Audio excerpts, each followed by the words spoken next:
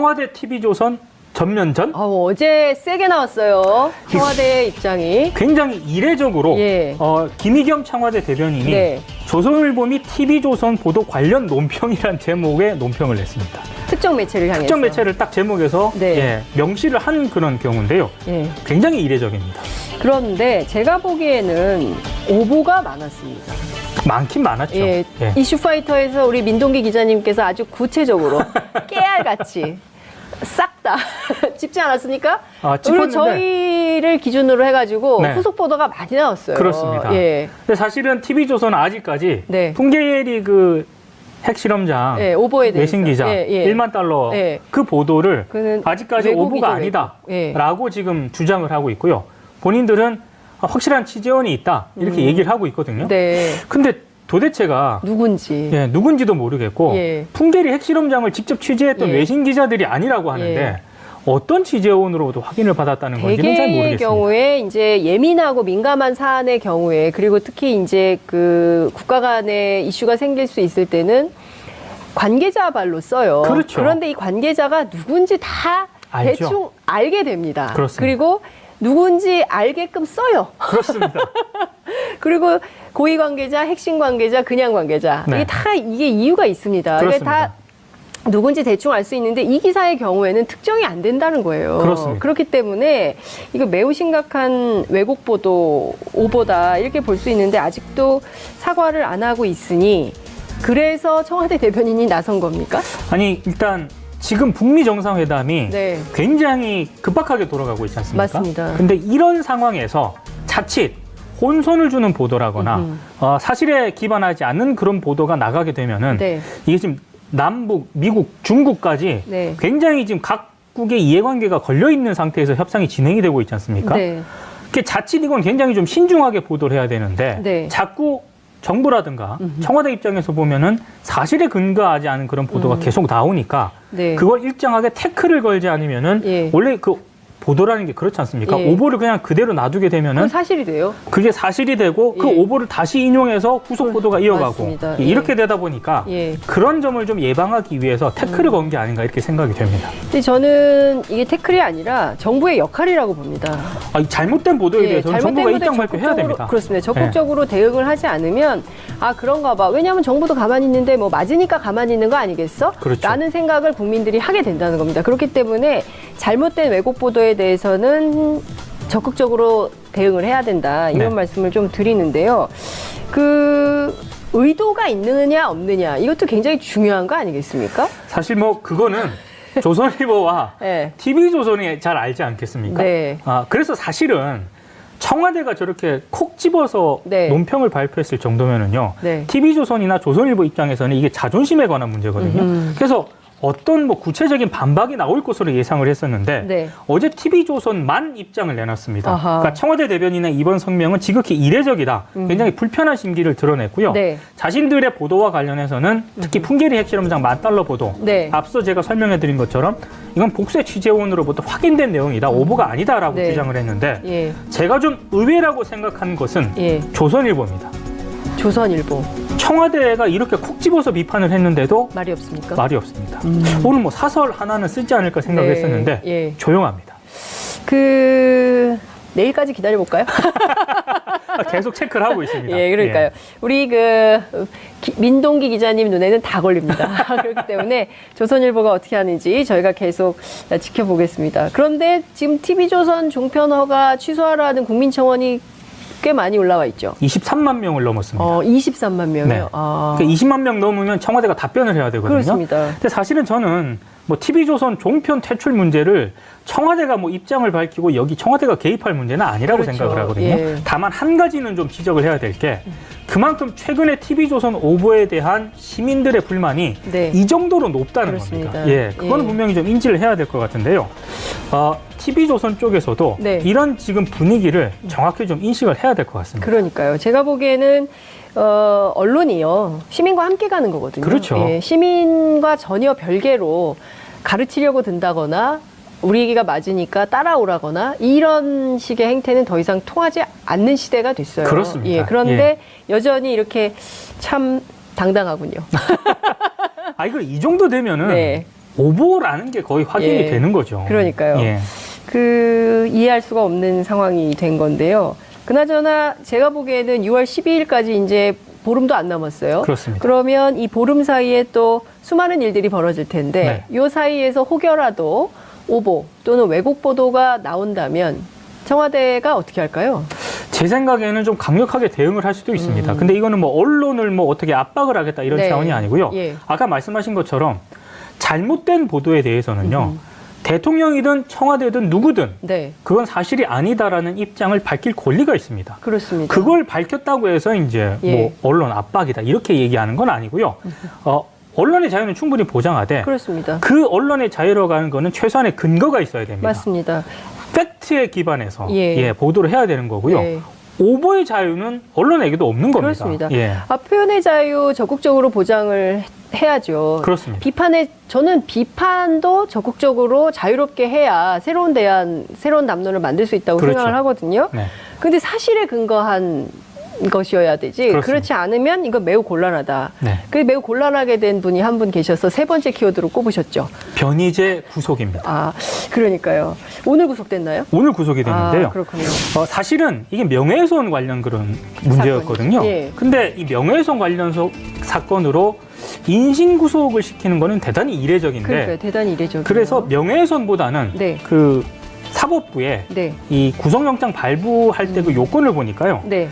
이 명예훼손 자체보다는 증거인멸 가능성에 대한 우려 그리고 그 피해자 측에 대한 위해 가능성 네. 이걸 언급을 했거든요. 위해 가능성. 그렇습니다. 아무래도 어느 사법부가 네. 이런 쪽에 방점을 좀 찍은 것 같습니다. 네. 이게 위해 가능성이 어느 정도였냐면 네. 손석희 JTBC 사장 자택 앞 집회 네. 그리고 부인 성당 앞 집회까지 개최를 했습니다. 그리고 변희재 씨가 손석희 JTBC 사장에 대해서 네. 스스로 진실을 밝히지 않으면 진실을 덮으려는 세력에 의해 살해당할 위험이 있다. 이렇게 경고를 한 적도 있거든요. 예. 물론 어제 이제 구속되기 직전에 변희재 씨가 네. 사과를 했습니다. 사실 이건 너무 과도한 표현이 이루어진 데 대해서는 잘못을 인정한다 이렇게 사과를 했는데 네.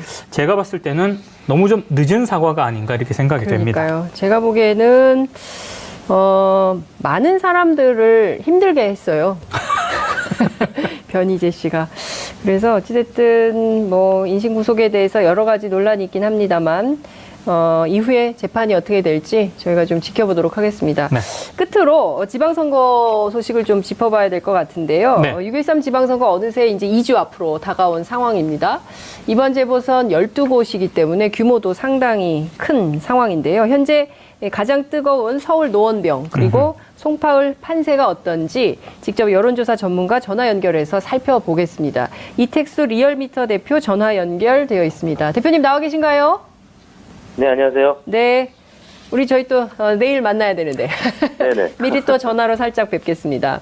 네. 지금 그 노원병 그리고 송파을 판세가 어떻게 나왔습니까?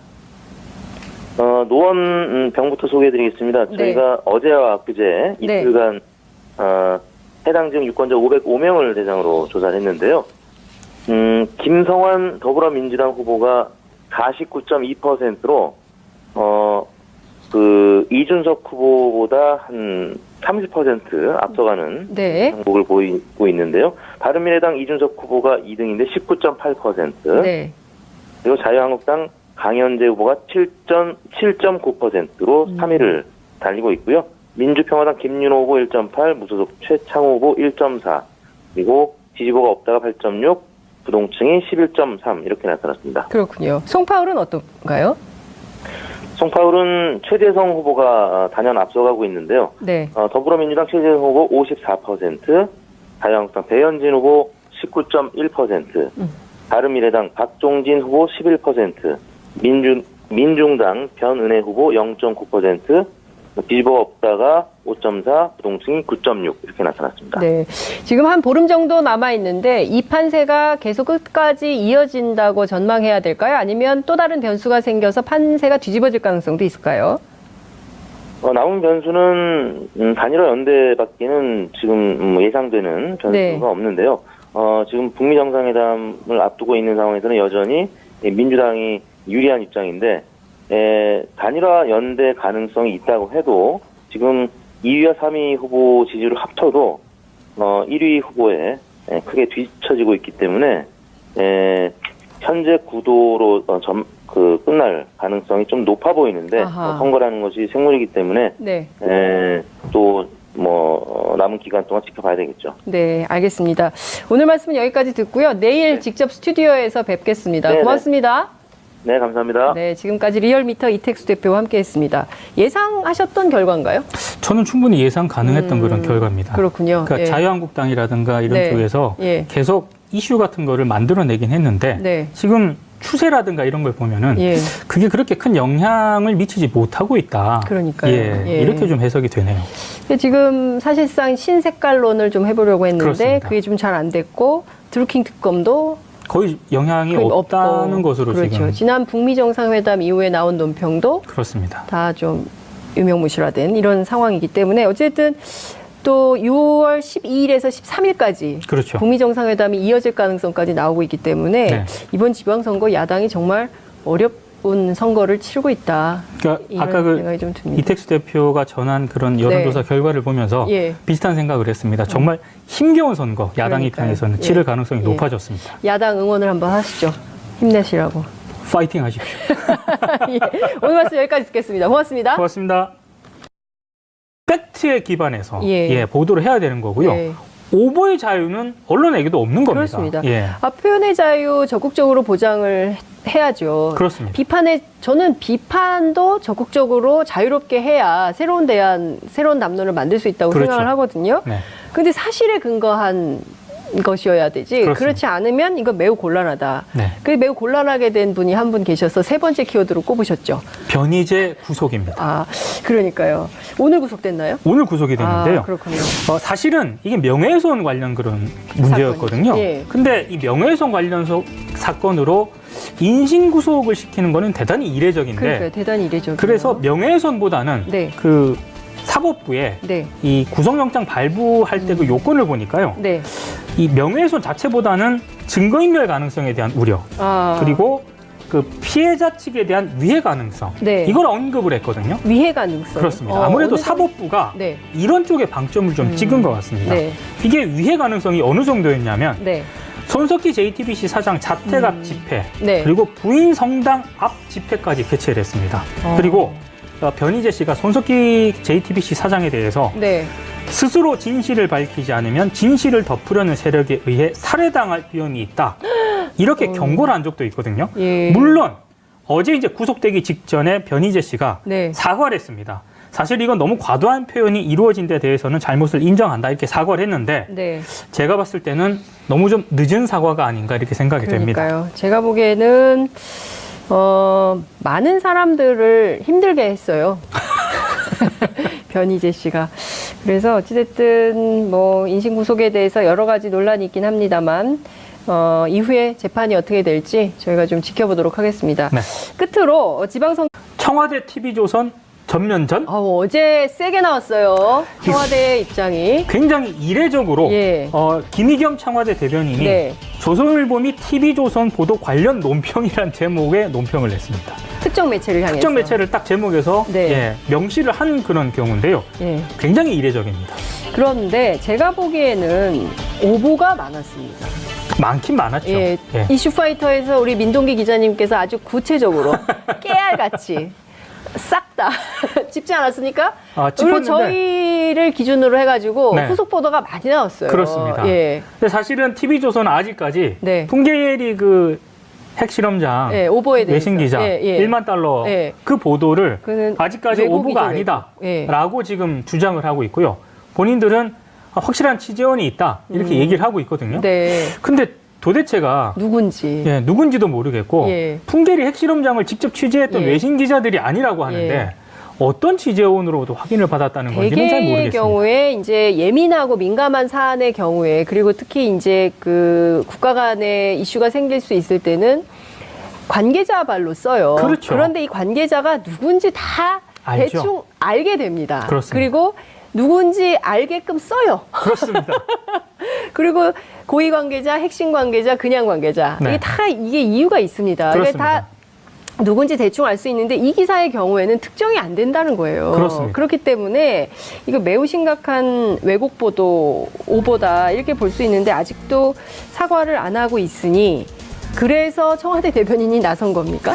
아니 일단 지금 북미 정상회담이 네. 굉장히 급박하게 돌아가고 있지 않습니까? 맞습니다. 근데 이런 상황에서 자칫 혼선을 주는 보도라거나 사실에 기반하지 않는 그런 보도가 나가게 되면은 네. 이게 지금 남북, 미국, 중국까지 네. 굉장히 지금 각국의 이해관계가 걸려 있는 상태에서 협상이 진행이 되고 있지 않습니까? 네. 그 자칫 이건 굉장히 좀 신중하게 보도를 해야 되는데 네. 자꾸 정부라든가 청와대 입장에서 보면은 사실에 근거하지 않은 그런 보도가 계속 나오니까 네. 그걸 일정하게 태클을 걸지 않으면은 예. 원래 그 보도라는 게 그렇지 않습니까? 예. 오보를 그냥 그대로 놔두게 되면은 그건 사실이 돼요. 그게 사실이 되고 그 예. 오보를 다시 인용해서 후속 보도가 이어가고 맞습니다. 예. 이렇게 되다 보니까 예. 그런 점을 좀 예방하기 위해서 태클을 건 게 아닌가 이렇게 생각이 됩니다. 근데 저는 이게 태클이 아니라 정부의 역할이라고 봅니다.